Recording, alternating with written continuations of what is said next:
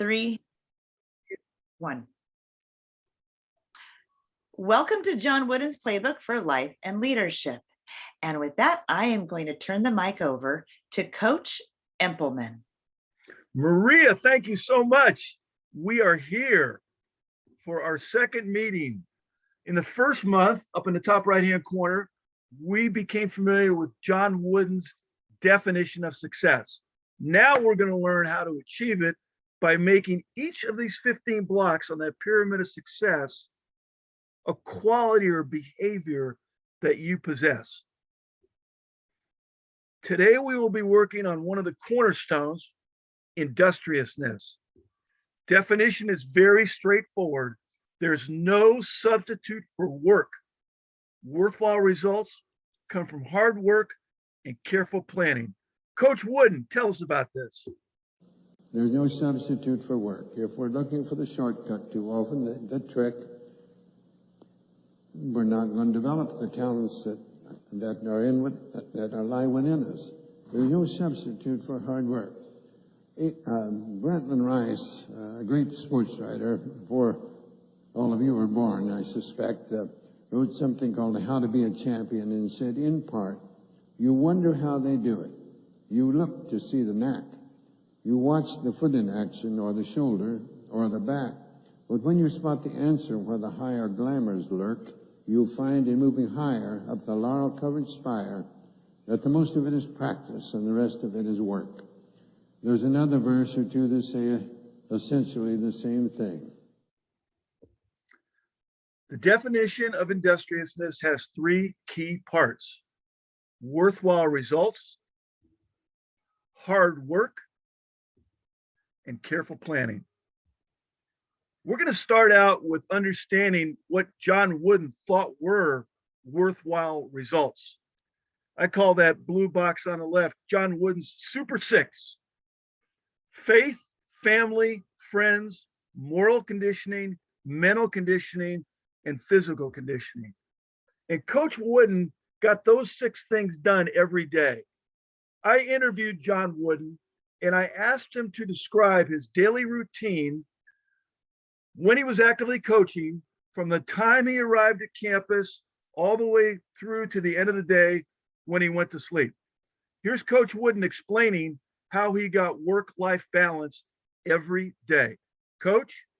In my latter years at UCLA, and to some extent earlier too, but more so, I was more consistent in my latter years in certain things that for many years before I retired, I was doing a 5-mile walk every morning. And I walked the brisk clip, walked it in an hour, and I did that for years on the track at UCLA, which is tartan, and you could walk in this, it's nice, you're springy. When I started doing that on the sidewalks and out and going up and down curbs, it's really not so good.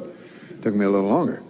And but I would be up to do that, and I wanted to be on the track every morning by 6:30. So I'd be up early enough to get ready to school and get there. And then after that, I would go into the coop and have some breakfast, and do a little visiting with some friends, and then be back to the office and try to check a few things. And then I wanted from 10 to 12 to be the time when I'm planning my practice program for that afternoon. That was the most important part of the day for me. And I would ask that I'd want no interruptions at all. If any calls from my family or somebody under whose supervision, if they want to do that, it'd be all right. But otherwise, I didn't want any visiting calls. And a couple of hours planning the practice, and then in the afternoon, come back and try to catch up on the mail and phone calls that needed, and then be over and be dressed and on the floor by 3 o'clock in the afternoon, because our practices after we got Pauley Pavilion, which I had my last 17 years, would be, no, I didn't have 17 years, I only had 10 years. I wanted to be on time. I expect my players to be on time, and as Andy and Swin will tell you, that's one of the things that I was very strict about, be on time. I thought practice should start on time, and it must stop on time. And I think they'll tell you that I didn't keep them late. We stopped on time, and I didn't always do that. You know, in my early years of teaching, Practice wasn't going well, and you know it's going to be that way a lot of times. Practice wasn't going, I'll keep them late, and I'll work them harder and keep them late. And they're tired mentally, and they're not going to get things. And I one time I gave new things late in the practice. And that's crazy. That's when they're tired physically, so they're tired mentally, and they wouldn't get it. And as they wouldn't get that, more and more I get upset, and I'd keep them longer. And I was newly married then. You know, it's my early years. And a newly married man should never go home, you know, in a bad mood. When you get older, it doesn't make a difference. You know, but I wanted to be at practice early, and my players could come into practice at 3. I wanted them there, on the floor, certainly no later than 3:15, to be able to loosen up a little bit on themselves before I blew the whistle at 3:29. We're going to start our practice, our organized practice, at 3:30. But I wanted to have some little time between 3 and 3:50. There's certain individuals that I might ask to come a little early. I wanted to work on them on some particular aspect for a little while. After practice, during the season, we did have, in my last number of years, we'd have training table, and we'd have that. Then I'd go home, and that's where your joy comes, from finally getting home and being with your family. Because, as has been said, family, faith, and friends. And if you have that, you don't need much else, really. Now, Coach Wooden was at UCLA for 27 years, but he did not win his first national championship until after 15 years.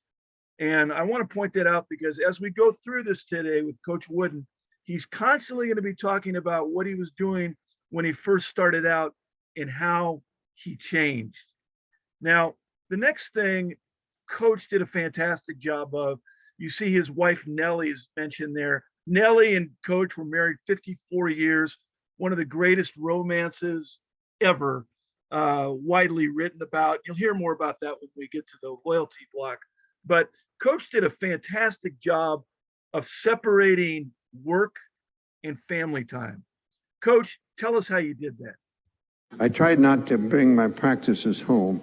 And I'm very proud that my dear Nellie would say, when she was interviewed, she'd say, I can never tell whether John had a good practice or bad practice, because he would be the same when he came home. And I think that's important. I think there are those who bring the day home to their wife and they've had some problems too. Maybe the children have acted up a little in some way. They got a report from school or something that need this or that. And I think if you bring your problems home, it isn't good. And try to make that the real family time when you are at home. Now we're going to hear what Coach Wooden's top priority was. And his famous quote, "Don't get so busy making a living that you forget to make a life." And you're going to hear about that. I think family should come first. And Nellie if I had to go somewhere, she went with me, and she was at every game, and road or at home, and I think you have to keep the family well up there. Don't get so involved in making a life you forget to make a living, or making a living that you forget to make a life. I reversed that a little bit. So now we're going to go to the second part, hard work. Almost everybody believes that they work extremely hard. And I know most of the folks out there today we're working with all are very hard workers. Coach Wooden was able to take his level of work to another level and literally make each day your masterpiece, because he focused on today. He wasn't worried about the future. He wasn't worried about what the market was going to do. Let's hear Coach Wooden talk about today. Yesterday is gone. That'll never change. Tomorrow is yet to be. How can you affect tomorrow? By today. That's the only possible way. I tried to use that, and I believe I can say this with complete honesty. I tried to get each player to make each day his masterpiece. And I on some occasions, to certain individuals, I would talk about, you just got to put the past out of here. Good or bad, it's got past, it'll never change. And the only way you can affect the future is what you do today. Vivian Larimore said, I've shut the door on yesterday, its sorrows and mistakes. I've locked within its gloomy walls past failures and heartaches. And now I throw the key away to seek another room and furnish it with hopes and smiles and every springtime bloom. No thought shall enter this abode that has a hint of pain, and men, envy, malice, and distrust will never entrance gain. I've shut the door on yesterday and thrown the key away. Tomorrow holds no fears for me, for I have found today. Start every day out. I've shut the door on yesterday and thrown the key away. Man, you are going to come out of the gate with a positive attitude every day. Now, another part of Coach Wooden's getting work to the highest level was that he did not procrastinate. He liked to say, if you don't have time to do it right, when will you have time to do it over it again? You can see the graphic there. You couldn't tell him you were going to work twice as hard tomorrow. Coach, talk to us about not procrastinating. Today is the day that counts. It's today. Don't put it off. Today. You can't, I believe, I was brought up somewhat, I believe, maybe by Lynn, that I said, well, I'll work twice as hard tomorrow. If you're capable of working twice as hard tomorrow, what's wrong with today? Why can't you work twice as hard today? I wouldn't buy that excuse at all. Now we go to the part of the definition Coach is most famous for, careful planning. 3 key elements for John Wooden. Failure to prepare is preparing to fail. Big things are accomplished only through the perfection of minor details. And don't mistake activity for achievement. Now, this is a wonderful video clip because Coach Wooden's going to talk about how he evolved as a planner from when he started coaching to by the time he got finished. Coach? At the beginning, I didn't have a written lesson plan that I would call. I just sort of picked things up, and I knew some things I'm going to do, and I'm going to do this, and I'll work them out at times. Well, I think that I learned to have a definite plan what we're going to do each minute. And by the time I came to UCLA, now I'd already been teaching for 13 years before then, that I can tell you, and up until a few years ago, I've given away since, but I could have told you what we did every minute of practice in my 27 years at UCLA. I could go back to the 48, 49 year and tell you what we did on November the 15th or the exact minute by minute what we did. And I think that helped me tremendously by doing those. And I can refer back always. I would always make little notations following each practice of maybe too long, a couple of minutes or 5 minutes too long on this, or need a little more attention to this and something, and how's the season progressed, how you'd had to make changes and things like that. I think I learned. Now we go back to Coach Wooden's daily routine, and this is a graphic to show you the careful planning that went into his daily routine.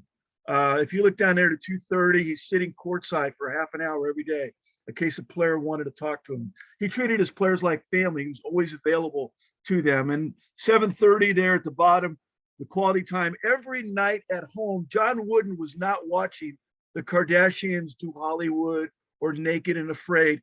He was reading quality literature, annotating it, reading the Bible. That's how he got to be so smart. And you see that over there on the right. That's family, moral, and mental conditioning every day. Now we're going to move into another part of careful planning. I call this talk less and teach more. Coach Wooden, very, very, very concise. He also is going to talk to us about avoiding unnecessary group meetings. And why was that so important? Getting the most out of the day. Coach Wooden, go ahead. John Bond, very bright, very much one of the most erudite coaches I've ever known. He made this statement one time: give a coach the opportunity to take 15 minutes to say what he should in 15 seconds. He will. And he said, I'm one of the, speaking of himself, and he said, I'm one of the things. Well, I think I learned to be concise and quick and didn't string things out. And if I stopped the group as a whole and made a correction, if a mistake was made on that following that, you might have noticed I never stopped the group. I took that person out and talked to him alone, but I wouldn't stop the whole group for that one. Then I learned that. Did I do that when I started? No, I didn't do that when I started.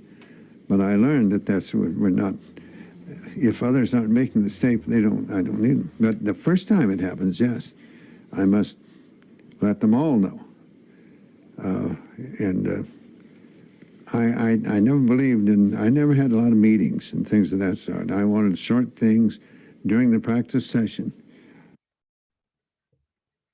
Coach Wooden's running a business. He would not have unnecessary group meetings to correct a couple individuals. He would work with those individuals and get it done. And I know if he ever used email, he wouldn't have been doing reply all and copy all unless it was necessary. He really valued time.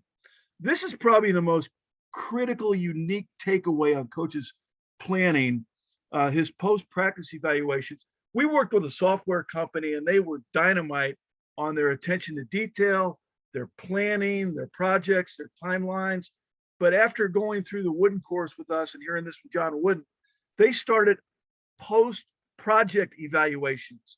So they get done with the project, they get the check. Now they're going back and they're reevaluating everything they did using the blocks on the pyramid. So were they enthusiastic enough with the client?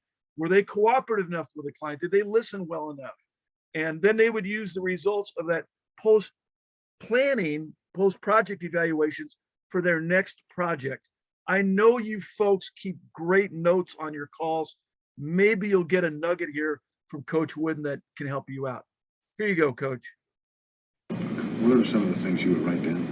Well, after each practice for each day, as you know, you call me the 3x5 man because I carried a 3x5 card with me, and we had to practice outline what we're going to do every minute, and I didn't want to waste any time. And but I'd make notes, and after practice, before showering, I would sit down and with my assistants, when I had assistants, we'd go over things, and I'd make notes, and then the next morning when I'm preparing the practice schedule for that day, I would go over the notes that I'd made on the preceding day, and I'd look back at the things we had done the preceding year at this same time, and 2 years back. I'd always go back I kept that notebook handy of 2 previous years, and I'd look back on it, and I'd make little notations along the side of where maybe we had a couple of minutes too long on this or that, or I should pay a little more attention to this and that, and various things of that sort.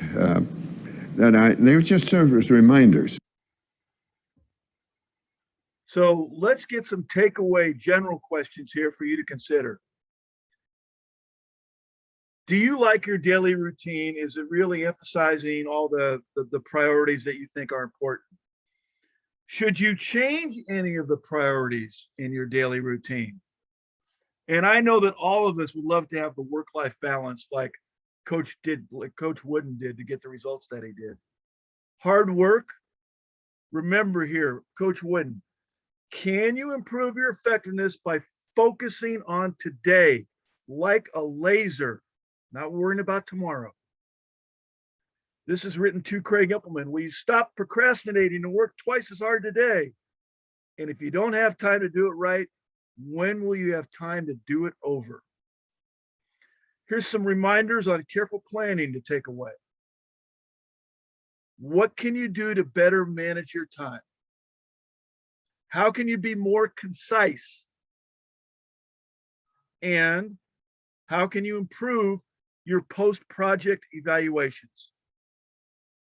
Now, your takeaway from this whole program, because we want you to make positive improvements, for each block on the pyramid, you're going to be picking out one habit and one quote to work on each month. So you can see industrious is there, and then there's a blank space to write a habit in, and there's a blank space to write a quote in. And here's how we're going to go about that. You received a PDF, which you can print this out, with 15 habits related to industriousness. And you're going to give yourself a score on each of these habits. We can see there, they all have scores on them now. I gave myself a 1 on my daily routine includes some effective quiet time and so forth. Now, once you've done all the scores, you're going to pick out 5 probably, or whatever it is that have the lower scores. This happens to be your daily routine with reflective time, daily routine having exercise, daily routine quality time with family, daily routine time with my friends, and then doing a daily self-evaluation and using the results. So from those, I do a daily self-evaluation to use the results to improve myself the next day. I gave myself a 2. Now I'm going to take that, I'm going to go to my summary form and write it in right there. See that? So now I've written in the one habit I'm going to work on the next 30 days. Solid, detailed takeaway. That's what we're after. Next, these are all John Wooden quotes related to industriousness. Again, you're going to go through them. You're going to give them a score. You could like all of them. You could like none of them. Up to you.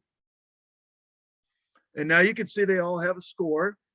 And now you're probably going to focus on several that have a higher score because you really like them.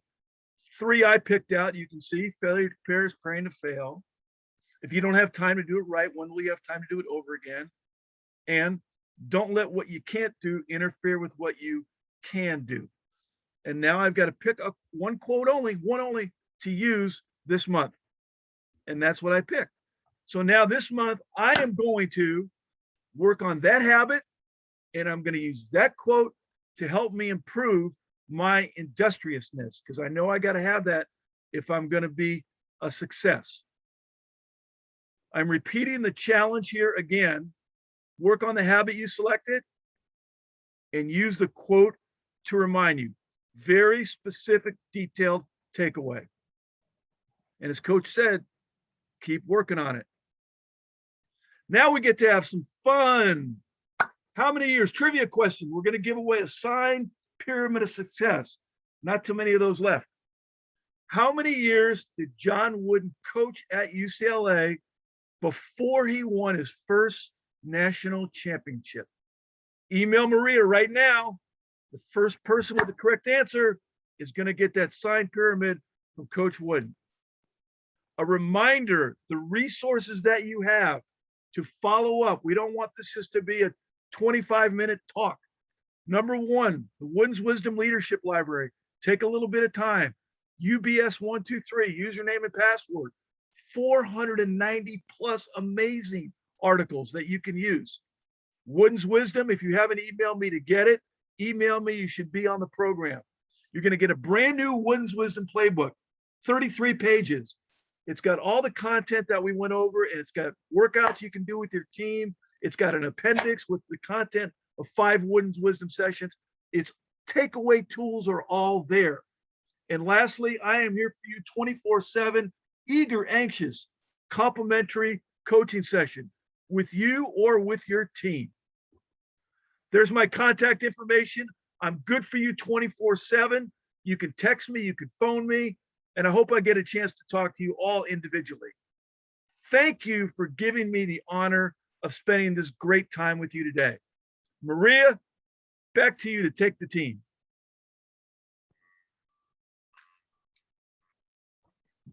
Thank you, Coach Impleman. And with that, that concludes session number 2. We'll see you next month. Thanks all. Bye-bye.